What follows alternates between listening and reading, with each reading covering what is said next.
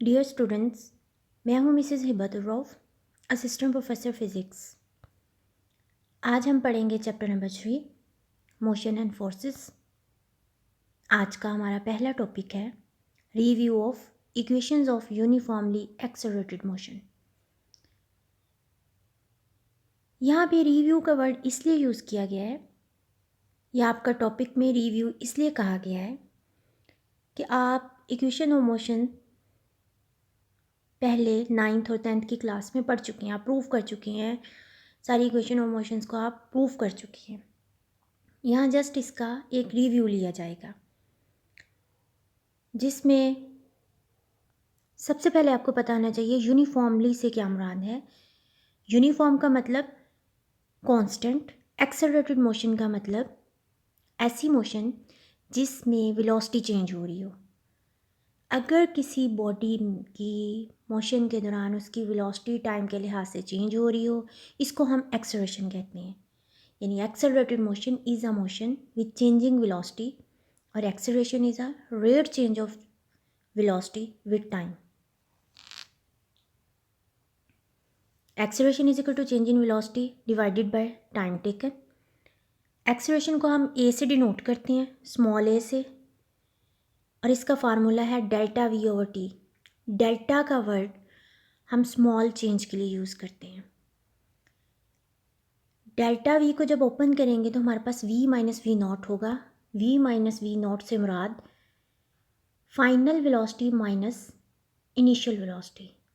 We आपके पास final velocity है, वी नॉट इनिशियल वेलोसिटी है, divided by T. Acceleration vector quantity है, वेलोसिटी भी वेक्टर क्वांटिटी है।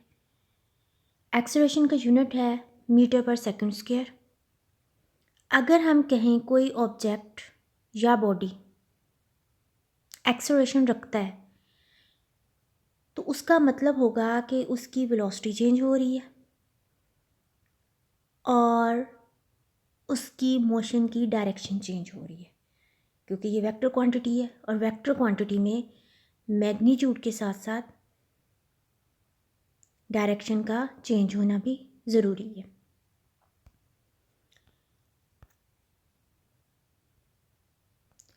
अब यहाँ पे जो ये ए है एक्सेलरेशन, ये लीनियर मोशन के लिए लिया गया है।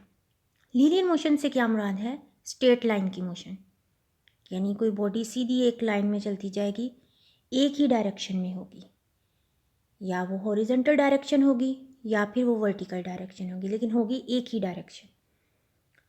अगर वो अपनी डायरेक्शन चेंज करेगी तो उसको हम फिर ये कहेंगे कि वो सर्कुलर पाथ में है या फिर 2 डायमेंशनल है। जब लीनियर मोशन की हम बात करेंगे तो उसमें एक्सेलरेशन ए लेंगे। आप पढ़ चुके हैं कि अगर हम ग्रेविटेशनल एक्सेलरेशन की बात करते हैं उसको जी से डिनोट करते हैं, अगर एंगुलर एक्सेलरेशन की बात करते हैं तो उसको हम अल्फ़ा से डिनोट करते हैं। ए मतलब स्मॉल ए, ये हम लीनियर मोशन के लिए यूज़ करते हैं।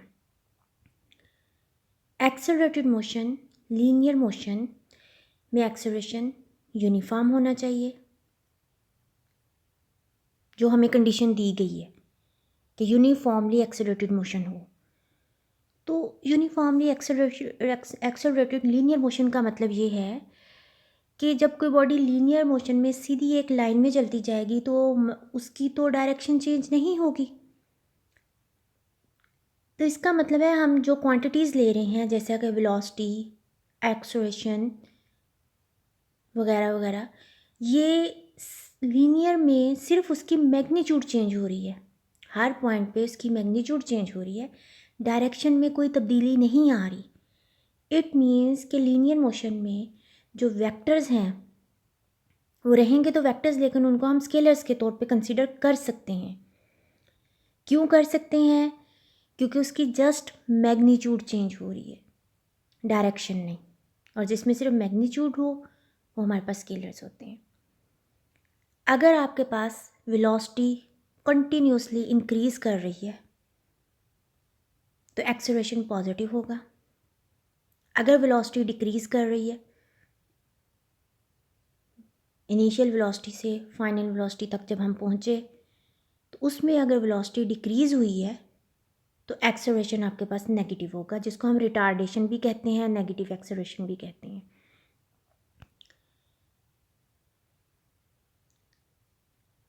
एक्सेलरेटेड मोशन में इक्वेशन ऑफ मोशंस को देखने के लिए हम क्या करेंगे, एक ऑब्जेक्ट कंसीडर करेंगे जो यूनिफॉर्म एक्सेलरेशन से मूव कर रहा है स्ट्रेट लाइन में, जिसको हम लीनियर मोशन कहते हैं। उसकी इनिशियल वेलोसिटी होगी, यानी जब वो अपनी मोशन को स्टार्ट करेगा तो उसकी इनिशियल वेलोसिटी होगी v_i। कुछ टाइम गुजरने के बाद उसकी वेलोसिटी चेंज हो जाएगी और उस वेलोसिटी को हम कहेंगे v_f।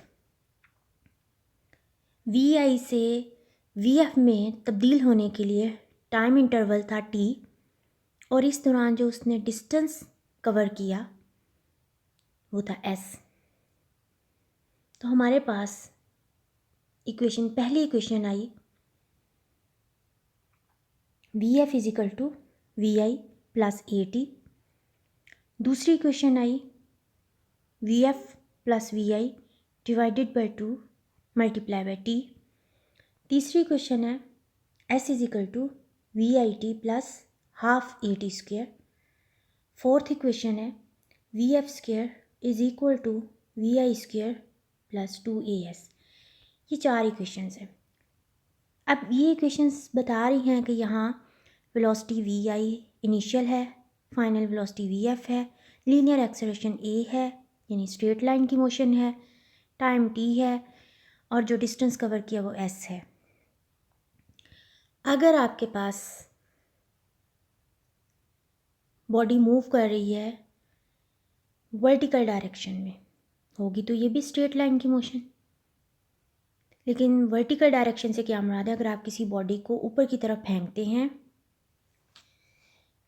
और उसके बाद वो फ्रीली फॉल करती हुई नीचे आती है, जब बॉडी फ्री फॉलिंग होगी तो इक्वेशन ऑफ मोशंस जो हैं, जो भी हमने पीछे पढ़ी, ये चारों इक्वेशंस ये कन्वर्ट हो जाएंगी equation of motions gravitational acceleration के साथ। कैसे? पहली इक्वेशन जो कि हमारे पास थी v_f is equal to v_i plus a_t, तो यहाँ पे हमारे पास एक्सेलरेशन जो है वो होगा ग्रेविटेशनल एक्सेलरेशन में। अब ग्रेविटेशनल एक्सेलरेशन g की वैल्यू पॉजिटिव होगी जब बॉडी नीचे की तरफ आ रही होगी, क्योंकि ग्रेविटी की डायरेक्शन डाउनवर्ड होती है। ग्रेविटी क्या है? अर्थ, ज़मीन जब अपने सेंटर की तरफ किसी चीज़ को खींचती है तो खींचेगी अपनी तरफ तो नीचे की तरफ डायरेक्शन होगी। जब बॉडी नीचे की तरफ आएगी तो एक्सेलरेशन की वैल्यू पॉजिटिव होगी। अगर बॉडी को हम ऊपर की तरफ फेंकेंगे इस दौरान जो उसका एक्सेलरेशन होगा वो नेगेटिव होगा। ठीक है, तो हमारे पास पहली इक्वेशन को अगर हम ग्रेविटेशनल मोशन में कन्वर्ट करें इक्वेशन ऑफ मोशन को, तो हमारे पास इक्वेशन बन जाएगी v_f is equal to v_i plus a_t था। अब a की जगह हम लिखेंगे g_t। अगर बॉडी डाउनवर्ड मूव करती हुई आ रही है, अगर बॉडी अपवर्ड मूव करती हुई जा रही है तो हमारे पास v_i plus minus g into T होगा, यानी v_f के इक्वल। ये पहली इक्वेशन आ जाएगी आपके पास, ये फर्स्ट इक्वेशन होगी। सेकंड इक्वेशन आपके पास क्या बन जाएगी, जो कि है s is equal to v_i_t plus half a_t square. तो हमारे पास यहाँ आएगा हाफ a की जगह आएगा g_t स्क्वेयर। ये कब होगा? जब बॉडी डाउनवर्ड मूव कर रही होगी। अगर यही बॉडी अपवर्ड मूव करेगी तो हम g की जगह पुट कर देंगे माइनस g। ये हमारे पास हो गई दूसरी इक्वेशन। थर्ड इक्वेशन हमारे पास है v_f square minus v_i square. v_f आपके पास फाइनल वेलोसिटी, v_i आपके पास initial velocity. Is equal to 2as है 2gs। अगर बॉडी अपवर्ड मूव करेगी तो हमारे पास g की वैल्यू होगी -g, और ये आपके पास तीसरी इक्वेशन ऑफ मोशन आ जाएगी। ये था हमारा review of equation of motion, accelerated motion. कौन सा? Uniformly accelerated motion.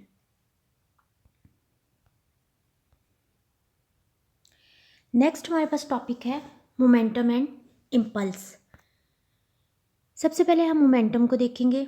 मोमेंटम क्या है? मोमेंटम मैस और वेलोसिटी का प्रोडक्ट होता है। इसको हम p से डिनोट करते हैं। ये वेक्टर क्वांटिटी है और इसका फार्मूला है p = mv। p मोमेंटम है और इसकी यूनिट है किलोग्राम, क्योंकि मैस की यूनिट है किलोग्राम, वेलोसिटी की यूनिट है मीटर पर सेकेंड। तो हमारे पास किलोग्राम मीटर पर सेकेंड।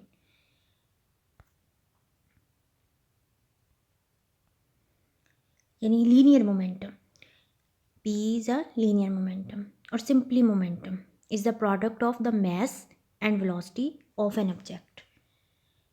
जिस तरह से वेलोसिटी वेक्टर क्वांटिटी है, इसी तरह मोमेंटम भी वेक्टर क्वांटिटी है, क्योंकि मोमेंटम मैग्नीट्यूड के साथ साथ डायरेक्शन भी रखता है।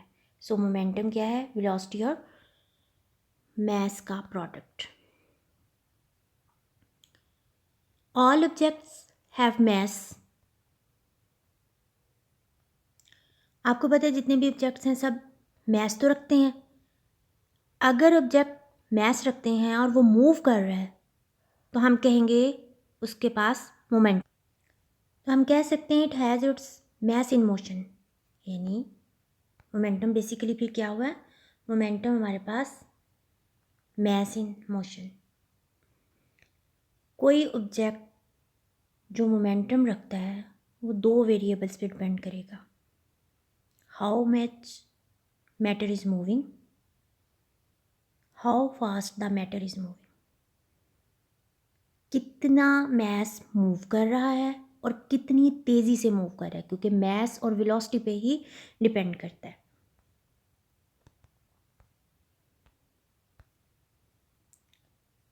इसको आप इस तरह से दो एग्जांपल्स में समझ सकते हैं। अगर आपके पास एक पहली एग्जांपल है कि आपके पास लार्ज मैस है, जिसकी एग्जांपल उन्होंने दी हुई है बस। अ बस can have a large momentum. क्यों?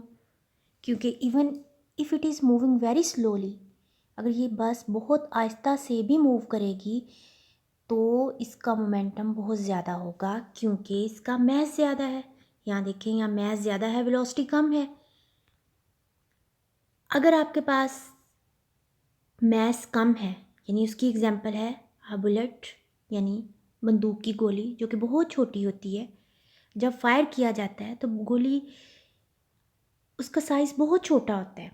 बुलेट का साइज़ बहुत छोटा है, मैस उसका बहुत कम है, लेकिन वो स्पीड उसकी बहुत ज़्यादा है। तो इस केस में आप देखें, मैस बहुत छोटा है, वेलोसिटी बहुत ज़्यादा है, तो मोमेंटम ज़्यादा होगा। यानी मोमेंटम डिपेंड करता है मैस पे और वेलोसिटी पे। अगर मैस ज़्यादा होगा, वेलोसिटी कम होगी, यानी बस बहुत आहिस्ता स्पीड से चल रही है तो भी उसका मोमेंटम ज़्यादा होगा। अगर बुलेट है जो कि जिसका मैस कम है लेकिन उसकी स्पीड बहुत ज़्यादा है, तो भी उसका मोमेंटम बहुत ज़्यादा होगा। अगर कोई बॉडी, उसका मैस है, जैसे ये आपके सामने एक एलिफेंट की एग्जांपल दी हुई है, लेकिन वो रेस्ट में है, इट मीन्स उसकी वेलोसिटी ज़ीरो है, तो उसका मोमेंटम ज़ीरो होगा। मैस ज़ीरो नहीं हो सकता। कोई बॉडी एग्जिस्ट कर रही है, वो रेस्ट पे हो सकती है, इसलिए उसका मोमेंटम ज़ीरो होगा। हम मोमेंटम को यहाँ पे हमने कहा कि मोमेंटम हमारे पास जो है वो, उसको हमने कहा कि मैस इन मोशन, लेकिन हम ये नहीं कह सकते कि मोमेंटम इनर्शिया की तरह है। इनर्शिया और चीज़ है, मोमेंटम और चीज़ है। मोमेंटम तब भी चेंज होगा जब उस पर नेट फोर्स जो अप्लाई की जा रही है वो चेंज होगी, यानी momentum changes when a net force is applied. और इसका इन्वर्स भी पॉसिबल है कि अगर मोमेंटम को चेंज किया जाए तो फोर्स भी चेंज होगी, यानी उसमें फोर्स क्रिएट हो जाएगी। अगर हम मोमेंटम को तेज़ी के साथ चेंज करते हैं तो जितनी तेज़ी से मोमेंटम को चेंज करना होगा उतनी ज़्यादा फोर्स उसमें इन्वॉल्व होगी। नेक्स्ट हमारे पास टॉपिक है इम्पल्स। इम्पल्स को हम डिफाइन करेंगे कि ये प्रोडक्ट है very large force which acts on an object for a very short interval of time। Force की मैग्नीट्यूड बहुत ज़्यादा होगी लेकिन उसका इम्पैक्ट यानी किसी बॉडी पे फोर्स लगने का जो टाइम है वो बहुत शॉर्ट होगा। जिसकी एग्जांपल है कि एक बैट बॉल को हिट करता है, बैट से हम बॉल को बड़ी ज़ोर से हिट करते हैं, फोर्स बहुत ज़्यादा ज़ोर से लगाई, लेकिन बैट और बॉल का आपस में कांटेक्ट कि बॉल बैट के साथ आके टच कितने एक देर के लिए की, बहुत शॉर्ट इंटरवल के लिए। यानी बैट ने बॉल पे जो फोर्स लगाई वो उसका टाइम बहुत शॉर्ट था लेकिन फोर्स की मैग्नीट्यूड बहुत ज़्यादा थी। तो ऐसी फोर्स और टाइम के प्रोडक्ट को हम इम्पल्स कहते हैं। इम्पल्स को आई से डिनोट करते हैं, ये वेक्टर क्वांटिटी है और ये फोर्स और टाइम के प्रोडक्ट के इक्वल है। इसकी यूनिट भी मोमेंटम की तरह ही किलोग्राम मीटर पर सेकंड है और चूँकि फोर्स और टाइम है, फोर्स की न्यूटन है, टाइम की सेकंड, इसकी दूसरी यूनिट है न्यूटन सेकंड और ये वेक्टर क्वांटिटी है। अगर हमने इसको प्रूव करना हो I = FT को अगर हम प्रूव करें तो हम देखते हैं, आप पढ़ चुके हैं second law of motion F = ma। हमारे पास है F = ma और बाय डेफिनेशन एक्सेलरेशन किसकी इक्वल है, Vf - Vi/t। और अगर यहाँ से हम t को एक साइड पे ले जाएं, एक्सेलरेशन को नीचे ले आएँ तो Vf - Vi/a। ये इक्वेशन नंबर 2। पहली इक्वेशन है हमारे पास F = ma, दूसरी इक्वेशन आ जाएगी हमारे पास T = Vf - Vi/t/a। इन दोनों को हम मल्टीप्लाई कर देंगे, यानी F × T है, फोर्स की वैल्यू पुट करेंगे जो कि ma होगी और टाइम की वैल्यू होगी जो भी ऊपर हमने देखी क्वेश्चन नंबर 2 में, Vf - Vi/a। एक्सेलरेशन से एक्सेलरेशन कैंसिल हो जाएगा और हमारे पास इम्पल्स यानी F × T जिसको I से डिनोट करते हैं, इम्पल्स हो जाएगा। वो किसकी इक्वल होगा, m × Vf - Vi, mVf - mVi। और ये आपके पास mVf - mVi क्या है, मोमेंटम है, क्योंकि हम लिख सकते हैं, ये देखिए I = m × Vf - Vi और m को मल्टीप्लाई कर देंगे अंदर, mVf - mVi और ये आपके पास आ जाएगा Pf यानी फाइनल मोमेंटम माइनस Pi यानी इनिशियल मोमेंटम और इसको हम लिख सकते हैं डेल्टा P।